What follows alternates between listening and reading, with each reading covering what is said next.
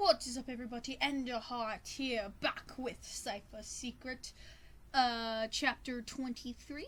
And we are back with Danielle, Azaf, and Dana. Back on their little adventure after that, fiasco. That was certainly something. Shooting star, eh? Danielle asked, raising an eyebrow as Azaf temporarily turned off the flashlight. The mission was starting to get interesting, even if he still didn't want to be there. Sounds like a coincidence, but we shouldn't jump to conclusions so quickly. Azaf and Dana nodded. Well, seems legit, Dana thinks as she started straightening her hair that got messy when the earthquake inside the passageway. Azaf, do you see another door? The mentioned friend shrugged and tried to search for anything that looked like a button. However, as Azaf stepped forward to search further, he may have stepped on something that looked like a hidden button, which had the same colors as the floor. The room started to shake lightly, not as violently as before. A door opened to their right and led into another dark hall. Azaf gripped the flashlight tightly and nodded to his comrades. Yes, they had to go in there. Danielle gave a shaky sigh upon realizing that he would have to go into the darkness again. The younger twin hated darkness, everything that made him unable to see his surroundings. As the three stepped inside the hall at the same time, the door that led to the previous room closed itself, engulfing the apprentices in a total darkness. Azaf turned the flashlight on again, though it didn't seem to help much. Clinging to each other, the three of them started walking further through the hall so they wouldn't be attacked by a monster or something. Dana could have summoned some more flashlights, but the sounds were making her lose concentration, and this usually led to disaster. This looks like a horror movie, Dana commented before the hall fell silent again. Like Silent Hill or Five Nights at Freddy's, she said again. Danielle shuddered. He hated these types of games and movies, especially because they scared him. Yeah, Azaf said, not taking his eyes off the hall's walls, making sure there wasn't a monster on the roof that would attack them at any minute. To make things a little better, Dana started humming a happy song quietly. Danielle and Azaf recognized this song as Within Temptation's Angels, the song Dana had been listening to for a while. Dana usually liked her MP3 better than most humans she talked to. I think I see a light, Azaf exclaimed as he noticed a large door at the end of the hall, but he was still at full alert mode. Thank God, Daniel murmured, even if he was half demon, that didn't mean he couldn't worship God. It wasn't forbidden, it was just weird, half weird. But again, his mother lured them into this Christian stuff, which made them believe more that their father was the demon in the house. She wasn't even able to cook something without burning it. Well, it's not like she doesn't try, Danielle thought, and they reached the end of the hall. They had made it alive, at least for now. We're alive? Dana exclaimed rhetorically. Woohoo! I'm alive! I'm alive! Oh yeah! Daniel rolled his eyes. That was really inappropriate time for singing. Let's go, Azaf said as the three of them pushed the door, opening it completely. Upon reaching the door they had just opened closed itself. This was becoming quite common now. It was not normal, but it was common. The room was normal, the most normal room they had seen, for now. The three of them were wondering how many rooms they would have to go through, because this thing, even looking so small since it was literally buried under the ground, looked like it was a small place. That is, until they remembered the thing that was written on the first paper they, or Dana, had found. 3 challenges you will face. Of course this had to be it. They had already completed 1 challenge. There were still 2 on the way. This would be their next challenge. While Azaf and Daniel were scared out of their wits, Dana was excited. The summer was boring until they had become apprentices, and now were even solving codes, finding secret passageways, and stepping on magic tiles. It was scary at times, but really interesting. That was until Dana noticed something small and hairy walking towards her. Spider! She shrieked before crushing the small bug with her foot, then smashing it again multiple times. Before stepping on it, like 10 times, Dana turned around with an innocent smile, panting as the creature lay on the floor, completely dead and immobile. Just to make sure it was dead. Daniel and Azaf shuddered at her psychotic voice tone, but then the ground started trembling for 1 second, and then another, and then another. It was like a titan was walking towards them, but it wasn't a titan. Dana wished it had to be one. Dana wished it had been one, but it wasn't. It would have been much easier, because it was a giant spider. Dana's blood ran cold. The spider was big enough to almost touch the roof. It looked like that giant spider, Aragog, from Harry Potter that Hagrid kept, but worse. She paled, stepping backwards and leaning against the cold wall. Her throat was closing, and tears of fear brimmed at the corner of her eyes. Daniel felt a tug at his heart upon seeing his sister, who had almost never cried in her life, so frightened. He had always thought it was just a dumb fear that would go away with time, but it wasn't. Since she was so young, when she had been attacked by a handful of spiders, Dana feared these creatures. Dana even locked herself in a room for 2 whole days and refused to come out, afraid spiders would come to get their revenge. That was kind of a dumb idea, because due to the lack of sleep, with nightmares filled with spiders, food, and water, Dana had fainted in her own room, and nobody had noticed since the door was locked. With time, the whole Sayard family started to notice her fear had turned into a phobia. And this is how everything started. In what looked like a few seconds, Dana's eyes rolled into the back of her head as she collapsed on the floor, completely unconscious.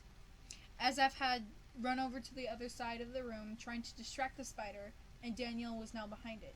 He turned to face his sister, just to find her lying on the floor with closed eyes.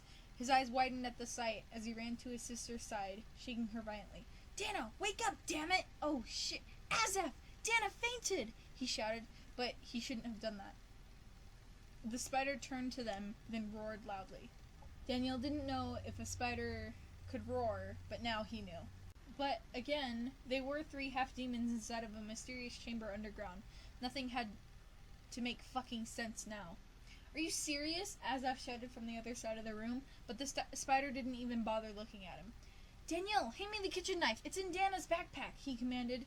Daniel opened the backpack in Dana's back and grabbed the sharp, large knife that was inside it. How the hell did she get that? That was the question that hovered inside Daniel's mind, but he shouldn't worry about that now. Maybe later, but definitely not now. Deciding not to waste any more time, Daniel threw the knife across the room, praying it wouldn't hit Azaf in the face and near the black-haired preteen. But even that did not attract the spider's attention.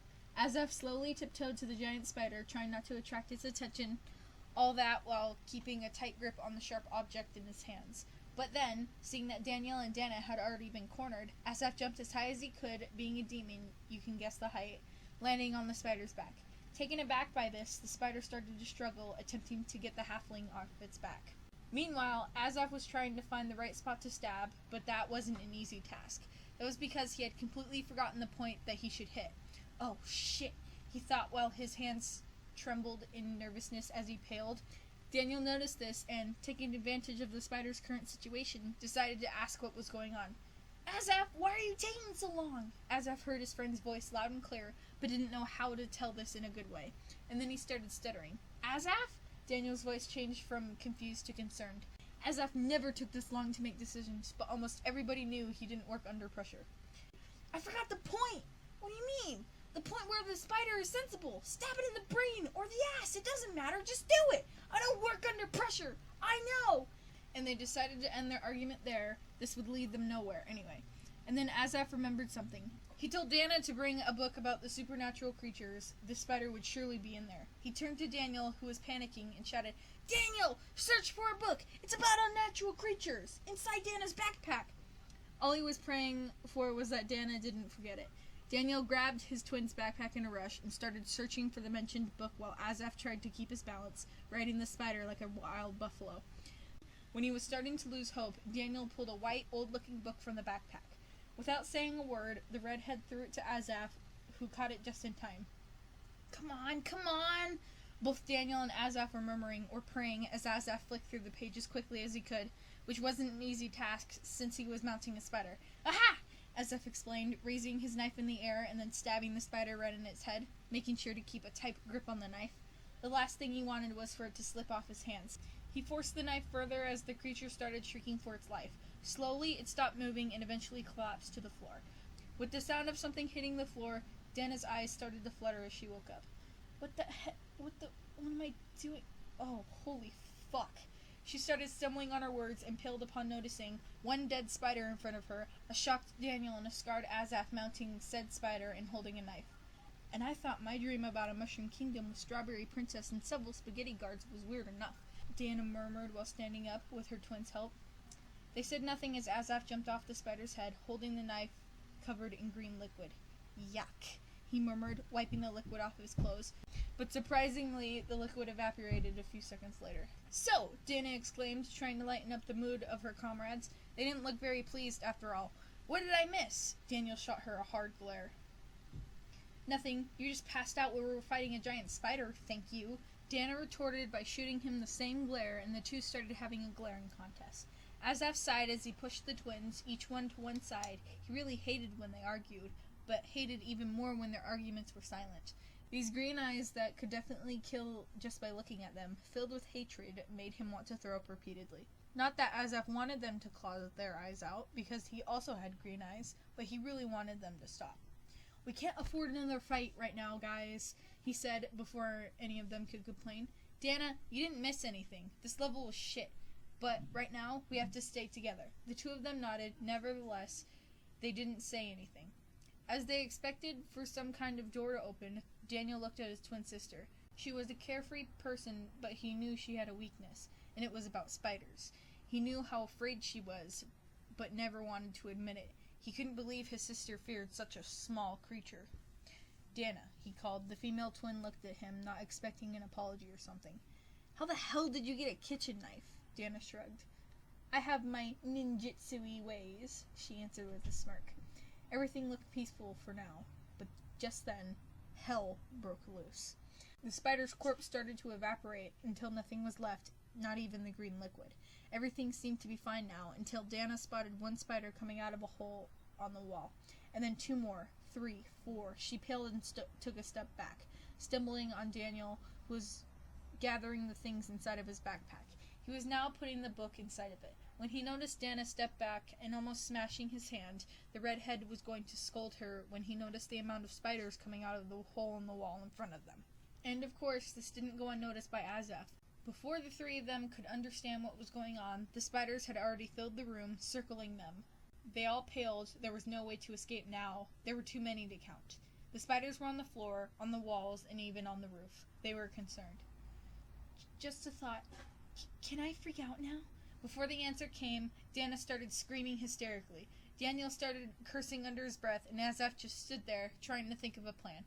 Of course, nothing would come. They were dead. As the spiders started marching towards them, the trio took a step back, pressed against each other's backs. The backpack was trembling in Daniel's sweaty hands.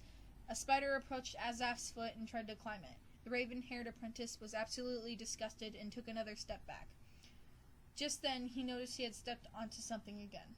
A button. Before anything else could happen, the three of them started sliding down on what appeared to be some kind of slide. Before they could blink, the trio landed on the ground rather harshly and not so safely. But at least they were free from the spiders. Standing up, trying to stop the world from spinning, the three of them were as confused as heck. What had just happened? They didn't even know what reality was anymore. Azaf broke the silence. "I'm never watching Harry Potter ever again." "Agreed," Daniel and Dana said in unison. Looking back at the slide they had gone through, Daniel raised an eyebrow, analyzing its shape. It was a rather strange thing. Why does this slide have the shape of a pine?